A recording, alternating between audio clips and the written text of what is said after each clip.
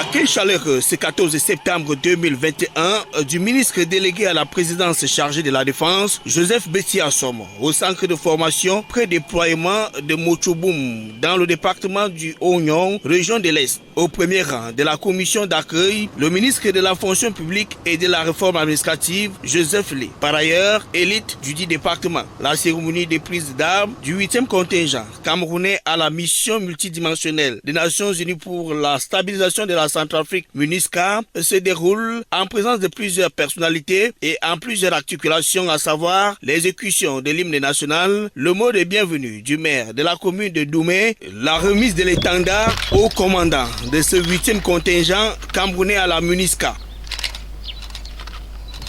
Ce 8e contingent camerounais est appelé à prendre conscience de ses missions. Je vous engage à prendre conscience de votre nouvel environnement opérationnel, lequel est marqué par la présence de nouveaux acteurs bilatéraux du pays hôte et dont les missions peuvent être tout à fait différentes des vôtres. Vous devez également prendre en compte l'état d'esprit des populations locales, de certains acteurs officiels de ces pays voisins, dans lequel semble se répandre une appréciation quelque peu mitigée des forces internationales. Soyez professionnels, focalisez sur vos missions, vigilants et ne cédez à aucune provocation d'où qu'elle vienne. Les comportements déviants sont proscrits sur le terrain des opérations. Vous allez en RCA en mission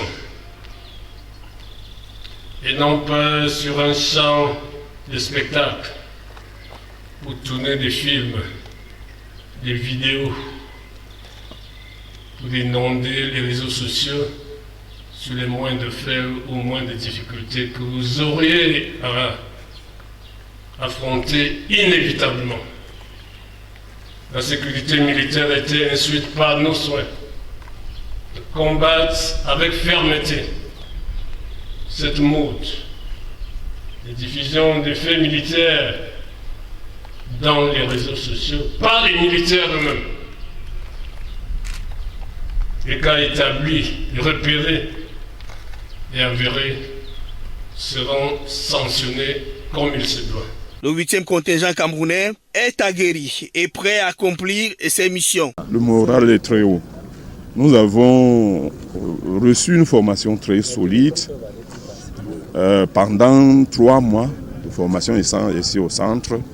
Les Nations Unies ont envoyé une équipe pour venir nous évaluer et à la fin, ils ont certifié le bataillon et que le bataillon est capable d'aller remplir cette mission dignement. C'est également l'occasion de rappeler les instructions fermes en vue de protéger l'armée contre les civils barbares. Ordre vient d'être donné à tous les chefs, éléments des forces de défense et de sécurité, notamment à ceux d'entre eux qui sont des officiers de police judiciaire, d'ouvrir immédiatement et sans complaisance des procédures judiciaires sous la houlette des procureurs de la République pour tout nouveau cas d'agression ou d'outrage de nos éléments régulièrement dans l'exercice de leur mission. Le défilé des 1070 soldats formés par les experts camerounais met un terme au séjour du ministre délégué à la présidence chargée de la Défense, Joseph